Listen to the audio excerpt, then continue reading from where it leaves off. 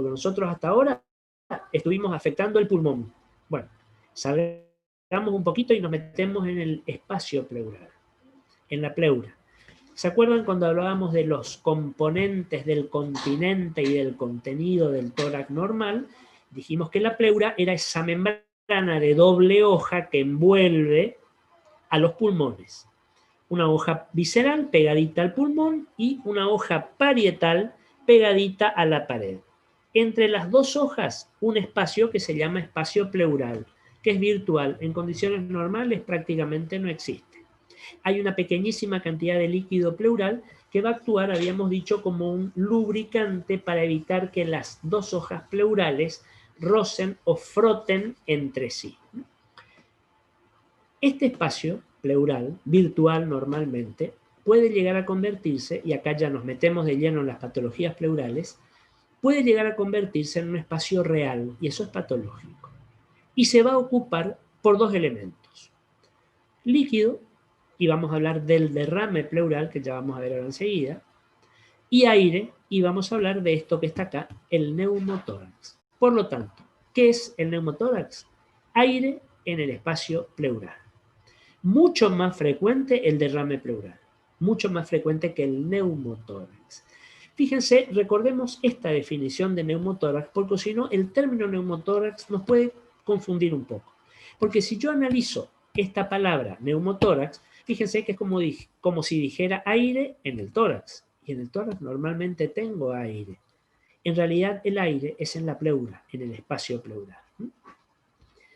¿Cómo se puede producir un neumotórax? Vamos rapidito a la fisiopatología para entender la imagen como hacíamos con el enfisema. El neumotórax más clásico, más evidente, más marcado, digamos, es el neumotórax traumático. El paciente que recibe, por dar un ejemplo, una herida de arma blanca, una puñalada, un lanzazo, un puntazo, lo que fuera, y se establece una vía de comunicación entre el medio exterior y el interior del paciente. Brusco contraste, lucha de presiones. Presión positiva afuera, presión negativa adentro. La presión positiva es más fuerte, vence a la otra, empuja el pulmón y el pulmón se va a colapsar. Perdió fuerza, se colapsa. Colapso pulmonar. No es una telectasia, habíamos dicho el otro día. La telectasia es el colapso obstructivo y el colapso de ese pulmón no es por una obstrucción. Le viene de afuera la causa, le viene de esa presión que le está entrando. Y nos encontramos con esta imagen que está acá, por ejemplo.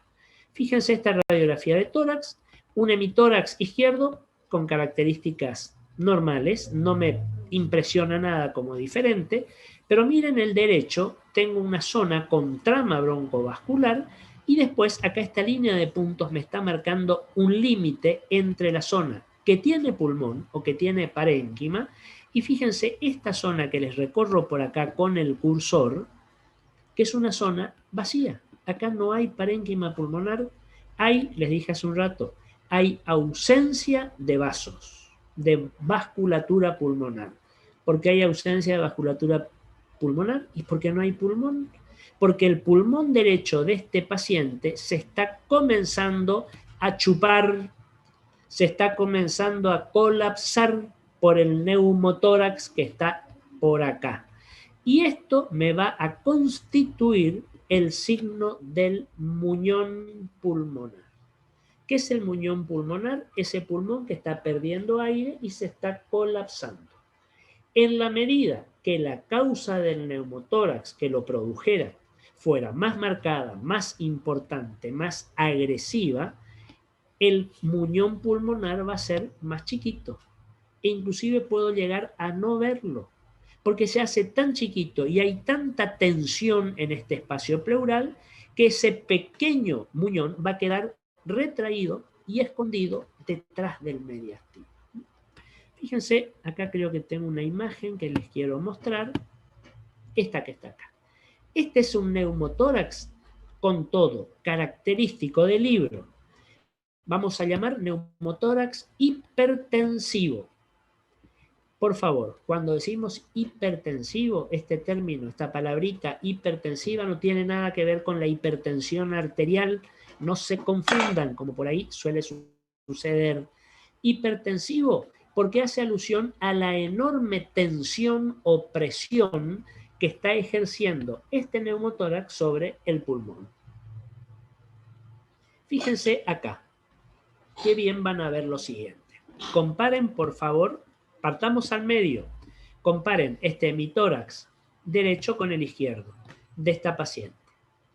Ojo, dije esta paciente porque yo acá estoy teniendo la pauta de que esta paciente es una mujer, sombra mamaria, ¿de acuerdo? Fíjense que este hemitórax a mí me llama la atención por el aumento de la radiotransparencia, por la hipertransparencia o hiperclaridad. ¿Cómo lo veo? Muy negro. Yo les pregunto, ¿ustedes acá en este hemitórax ven trama vascular? ¿Hay pulmón? No, doctor. Fíjense No, que el no pulmón, se ve. por supuesto, no hay. Acá sí hay pulmón. Fíjense, acá hay pulmón.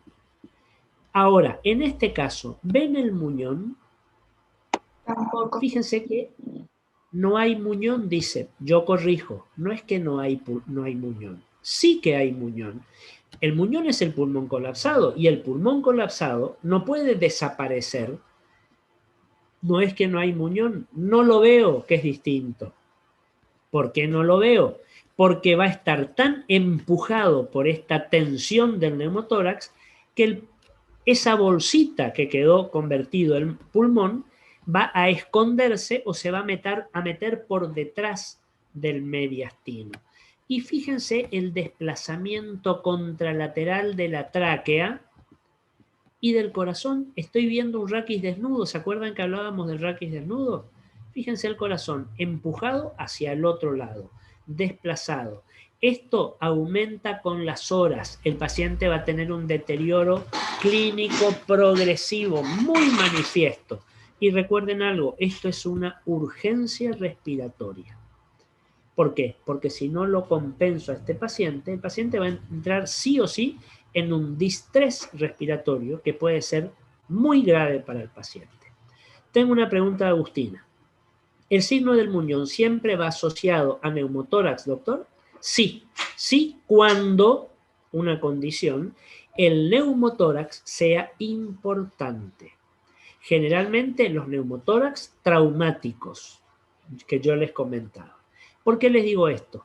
Porque vamos a tener otros neumotórax mal llamados espontáneos, porque si yo digo espontáneo, estoy diciendo que es algo que no tiene causa, que se produjo porque sí, espontáneamente. Y a esos neumotórax, yo más que espontáneos, los voy a llamar atraumáticos. ¿Qué quiere decir? ¿Qué quiero decir con esto? Que la causa no fue un traumatismo. Fue, por ejemplo, paso un momentito la imagen, aguántenme un segundito, ya vamos a ir a esto enseguida, pero quiero otra imagen, a ver si tengo por acá. Espérenme un segundo. Ustedes de igual manera me dijeron que este power lo tienen en el aula. Yo por las dudas se los voy a subir también. Esto que está acá. Fíjense, acá esta imagen me muestra bullas. ¿Qué son las bullas?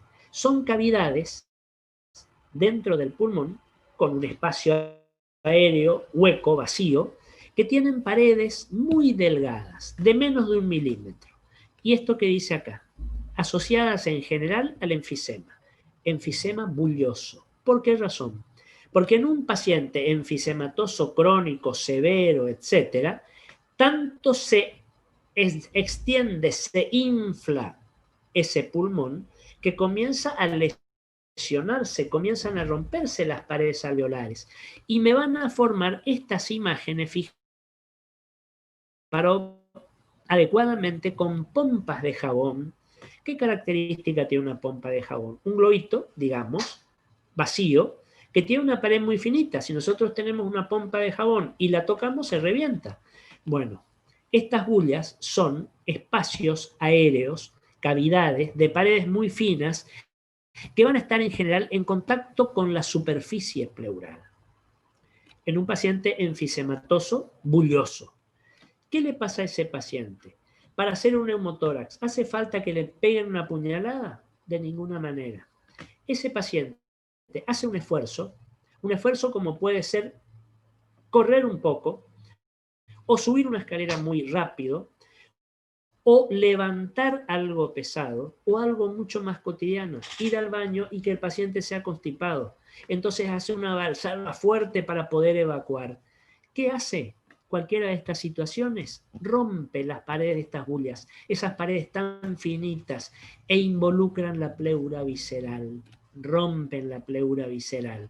Entonces el aire o el vacío de estas bullas pasa al espacio pleural y tengo un neumotórax que no fue traumático, pero tampoco espontáneo. No traumático porque ese paciente no tuvo un traumatismo. No espontáneo porque ese pequeño neumotórax obedece a una causa, la ruptura de una bulla. Son también llamados los bleps subpleurales. Son neumotórax muy chiquitos que aparecen juntito a la pleura, generalmente en las partes altas del pulmón. Difíciles de diagnosticar. Por lo menos no tan evidentes como el gran neumotórax, donde yo me encuentro con todo un pulmón negro que no tengo trama y el muñón. En este caso son neumotórax mucho más leves. Todo esto, ¿para qué les digo? Contestando a la pregunta de Agustina. En este caso, por ahí no hay muñón, porque el pulmón no se resintió en general. Solamente esa pequeña porción donde se rompieron o se fraccionaron esas bullas. Entonces, en ese tipo de neumotórax, que es atraumático, puedo no encontrar muñón pulmonar. Volvemos a lo nuestro. Por eso estoy yendo hacia atrás. Habíamos dicho entonces, habíamos llegado a esto. Ese neumotórax hipertensivo.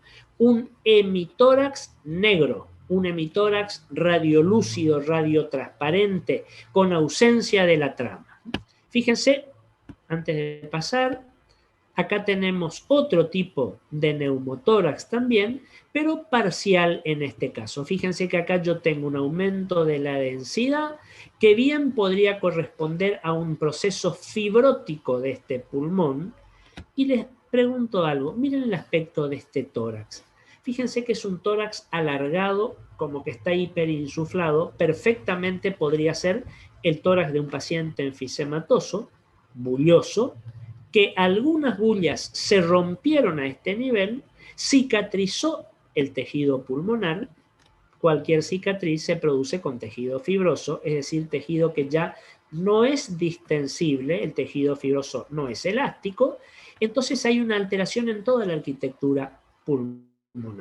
Y acá se produce otro neumotórax.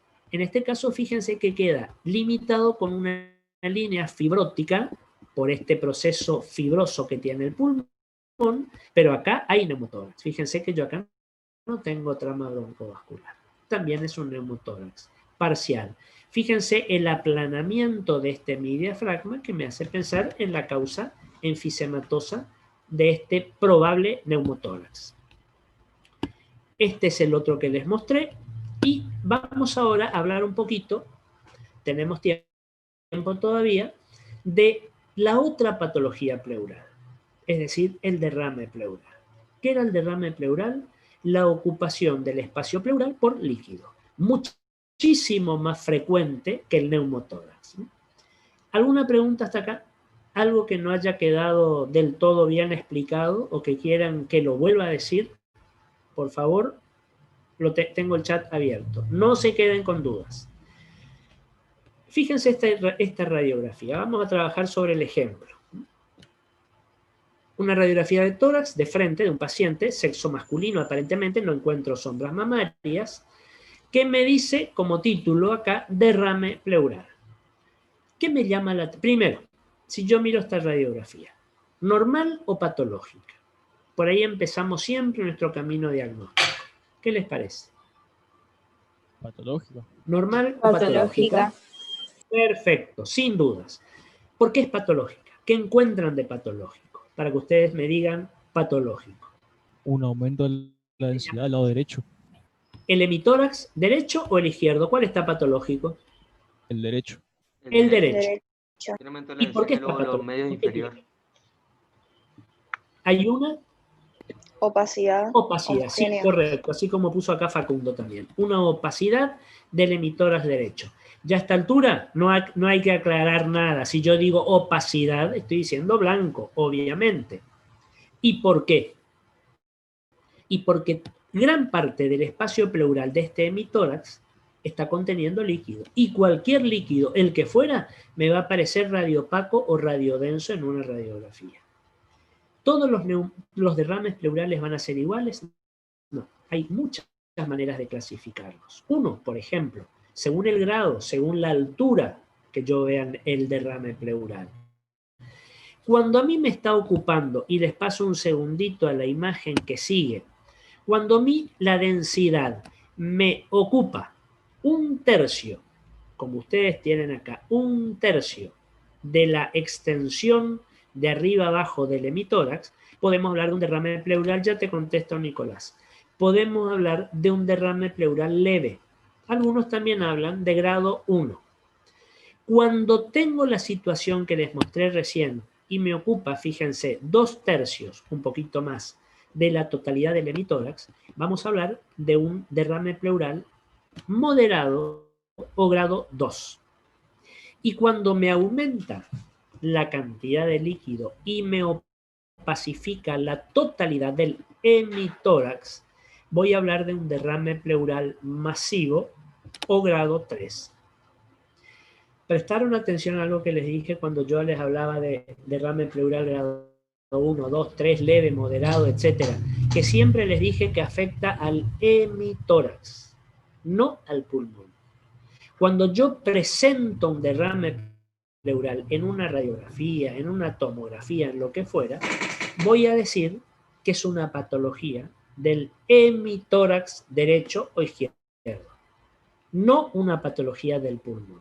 Voy a hablar con precisión de un derrame pleural, como en este caso, en el hemitórax derecho. Pero no voy a decir un derrame pleural del pulmón derecho. ¿Se entiende? Porque ese es un error que lo solemos cometer. Y este paciente probablemente en este pulmón derecho no tenga patologías. Esto que está acá no es pulmonar, es pleural. Entonces vamos a hablar de una patología del hemitórax. ¿Qué características tienen? Lo ven acá y voy un segundito a la imagen que recién les mostré.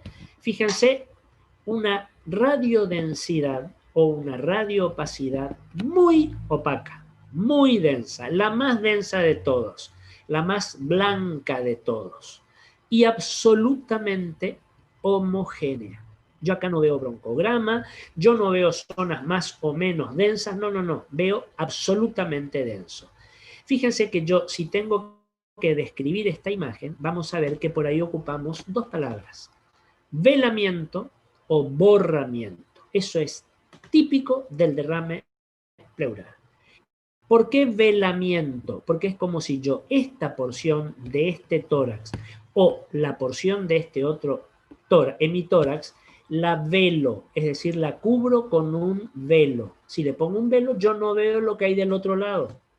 O borramiento, es como si yo borrara lo que hay por detrás de esta densidad. Fíjense, acá hablamos, por supuesto, de un borramiento o de un velamiento del seno costofrénico izquierdo. Y otra cuestión, derrame pleural u opacidad, signo de la silueta, positivo con el corazón. ¿Se acuerdan del signo de la silueta? Dos estructuras que tengan la misma densidad, que estén en el mismo plano, borran sus límites individuales. Signo de la silueta positivo, acá lo tienen. Densidad con el diafragma, signo de la silueta positivo. Densidad del derrame con la pared torácica, signo de la silueta positivo. Por lo tanto, el derrame pleural a mí me va a marcar signo de la silueta positivo con cuanta estructura anatómica contacte, se apoye, ¿de acuerdo? Ausencia de broncograma aéreo y un signo característico, el signo del menisco. ¿Qué es el menisco? Esto que me aparece acá, que acá está marcado con el numerito 2, signo del menisco. Vamos un segundito a la imagen anterior, fíjense, también con el número 2. Signo del menisco. ¿Qué quiere decir menisco? Menisco es una línea curva cóncava hacia arriba. Eso es un menisco. Es como si fuera, por hacer una comparación, como si fuera una media luna. Eso es un menisco. Fíjense que nosotros, si yo les digo menisco, ¿en qué piensan? ¿En qué articulación piensan si decimos meniscos? La ¿Qué rodilla. articulación La tiene rodilla. meniscos? La rodilla. ¿Y ustedes vieron alguna vez un menisco de la rodilla cómo es o cómo son? ¿Qué forma tienen? Son como que fueran media lunitas. Porque fíjense que en la rodilla, ya vamos a estudiar después en la parte osteoarticular, los meniscos son adaptadores entre la superficie femoral y la superficie tibial.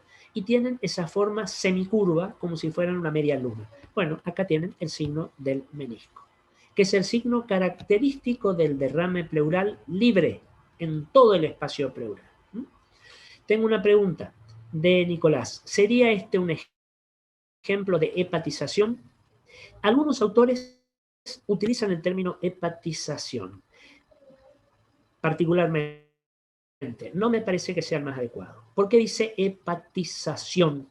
Porque la densidad del derrame pleural es como que fuera la imagen del hígado.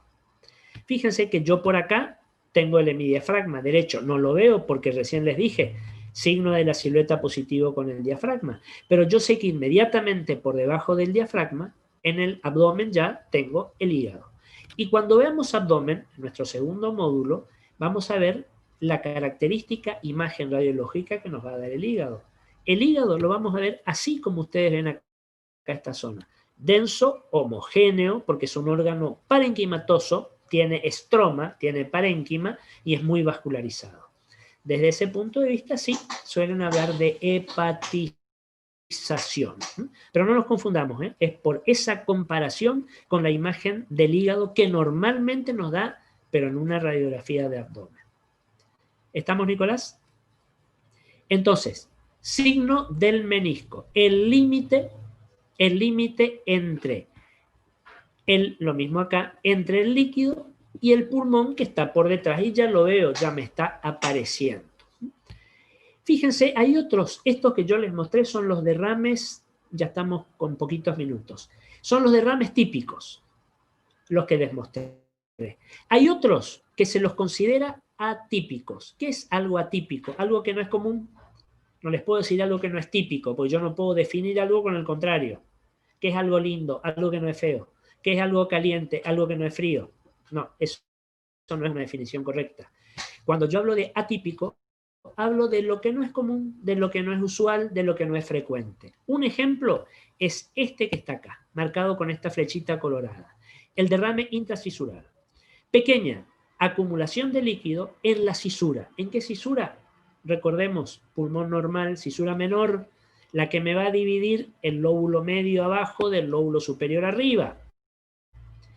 Este pequeño derrame pleural, porque se acumula en pleura, suelen ser, como les dice acá, frecuentes en la insuficiencia cardíaca. Saco un poquito esto.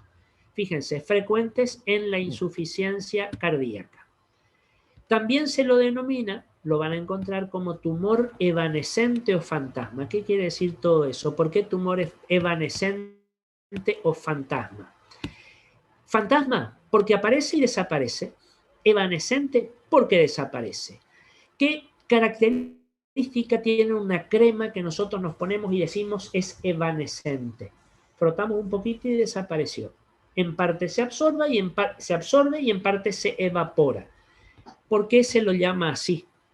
Porque este tumor evanescente, cuando al paciente lo tratemos para su insuficiencia cardíaca o contra su insuficiencia cardíaca, va a desaparecer.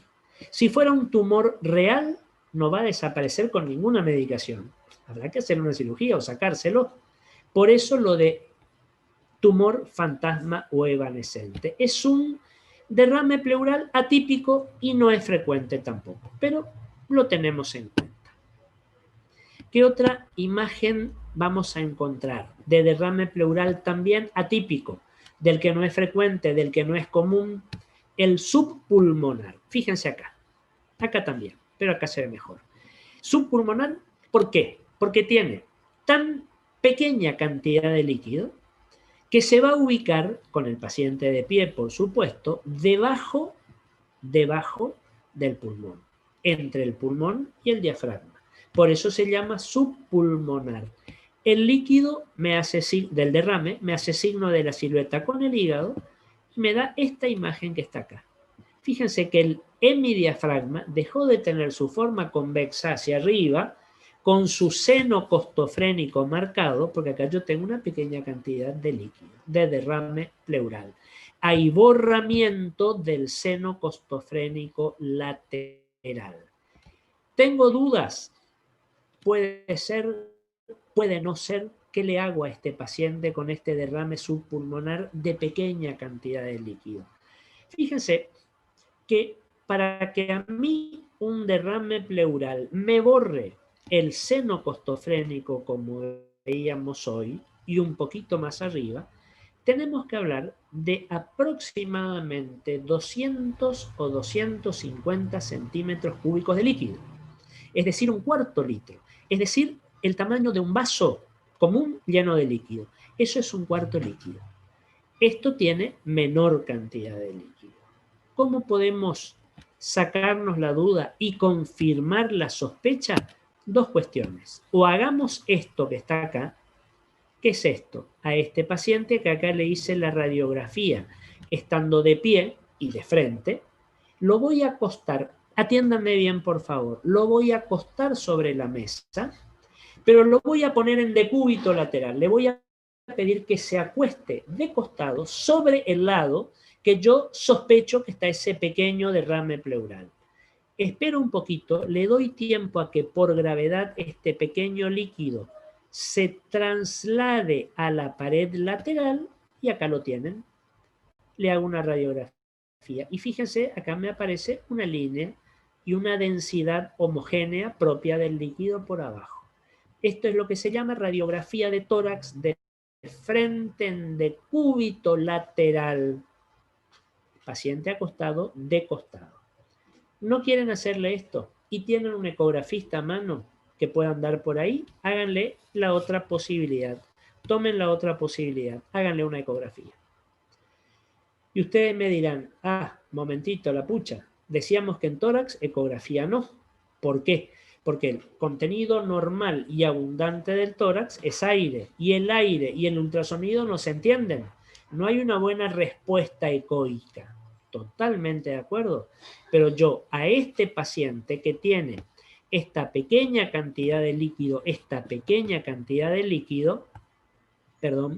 si yo le apoyo el transductor para hacer la ecografía, van a comenzar a penetrar los ultrasonidos y lo primero con lo que se van a encontrar es con el pequeño derrame pleural.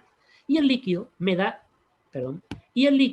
da una muy buena señal ecoica. Es decir, la ecografía me va a decir, sí señor, hay líquido en la pleura. Hay una pequeña cantidad de líquido que nos puede confundir. Hagámosle una ecografía perfectamente indicado y resultados creíbles, fiables.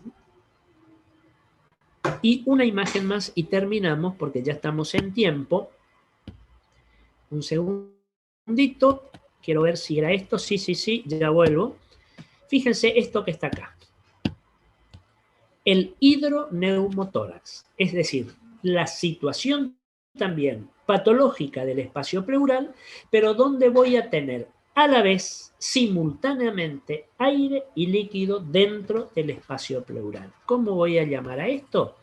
Hidroneumotórax, es decir, líquido, agua, y aire en el espacio pleural. En ese caso me voy a encontrar, fíjense, con una imagen densa, como habíamos hablado, homogénea, que me hace signo de la silueta con todas las estructuras con las que tiene contacto, pero, ¿cuál es la diferencia? ¿Hay menisco acá? No. Fíjense que en lugar de un menisco, voy a tener un nivel hidroaéreo. Si yo hablo de un nivel hidroaéreo, hablo de una línea absolutamente horizontal, rectísima, que voy a tener densidad por abajo, líquido, claridad por arriba, aire. Por aumento de la presión hidrostática es por haberlo puesto al paciente de pie. Y si yo en el espacio pleural tengo líquido y tengo aire, lo pongo al paciente de pie, espero un momento, le doy tiempo a que la presión hidrostática actúe, el líquido que es más pesado va a ir abajo. El aire que es más liviano va a ir arriba y se me va a marcar esto que está acá, que vamos a llamar nivel hidroaéreo. Un término que lo vamos a ocupar muchísimo cuando veamos abdomen. En el abdomen agudo, en el paciente con un cuadro agudo abdominal, vamos a ver los niveles hidroaéreos. Una línea, un límite neto horizontal recto, con densidad por abajo, transparencia por arriba. Esto es característico del hidroneumotórax. Líquido y aire dentro del espacio pleural. Los componentes del derrame pleural, me olvidé decirles, y con esto ya estoy cerrando, pueden ser distintos tipos de líquido. Puede ser exudado inflamatorio, puede ser trasudado inflamatorio, puede ser contenido purulento, pus, vamos a hablar de un piotórax, puede ser contenido hemático, sangre, y vamos a hablar de un hemotórax. Es el más denso de todos, porque la sangre es el líquido más denso que vamos a tener. Y en estos casos, fíjense, suelen ser frecuentes también los hemoneumotórax, en el paciente que recibe el traumatismo de arma blanca, la puñalada. Hemoneumotórax, es decir, sangre y aire en el espacio pleural. Muy bien, chicos, llegamos a las 5:30. Tengo que dejarlos acá porque ya hay un grupo que entra a práctico. Y en este mismo salón de Zoom ya sigue, creo que el doctor Vicentín. ¿Alguna pregunta? No, ¿Alguna se pregunta? entendió Bueno, si genial. no hay preguntas, igual las subimos al aula. La semana que viene volvemos a tener entonces nuestro seminario y vamos redondeando ya el tema de tórax. Y en el transcurso de la semana les voy a subir todos los powers que utilizamos y otros, es decir, otros powers que yo los armé para que los tengan y los puedan consultar las veces que necesiten. Nos vemos entonces la semana próxima. Que tengan buena semana, buen fin de semana, cuídense. La situación está bastante delicada, digamos. Nos vemos. Muchas gracias. Muchas Muchas gracias. por estar y por la gran asistencia que tengo, porque han estado prácticamente la totalidad de los alumnos. Nos vemos. Gracias. Pero- Gracias. Gracias, doctor.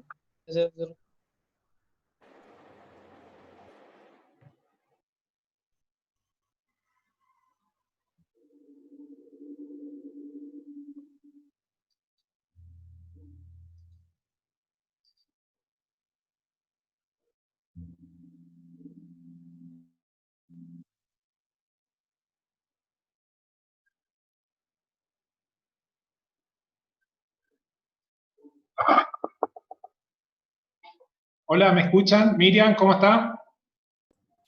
Hola, buenas tardes, doctor. ¿Cómo le va? ¿Qué pasa con mi cámara? Eh, a ver, ¿Se ve algo? no tiene una opción, doctor, por ahí de que dice camarita o algo, activar cámara o inicio de video.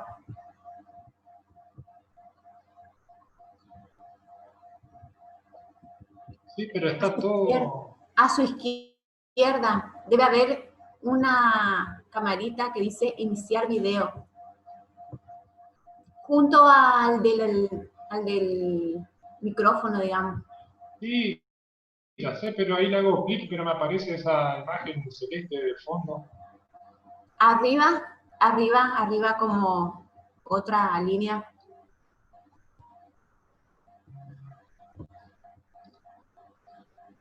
Ahí está. ¿Está? ¿Dónde estaba? No sé, toqueteé nomás en el mismo lugar. Bueno, y ahora usted, ¿Cómo hago para...? usted tiene la opción para grabar también, doctor. Sí, ¿y cómo hago para que me aparezca un power? Compartir pantalla. Acá me ¿Usted dice quiere está... compartir? Ahí me está dice que está compartiendo pantalla. ¿Ahí se ve? Ok, sí se ve. Sí, Doc, se ve. Ah, bueno. Yo ya estoy, cuando me avisan yo arranco, ¿eh? Si quieren Doc. descansar, sí. ¿Usted va a grabar? A ver. Ahí donde dice grabar. Espera un poquito.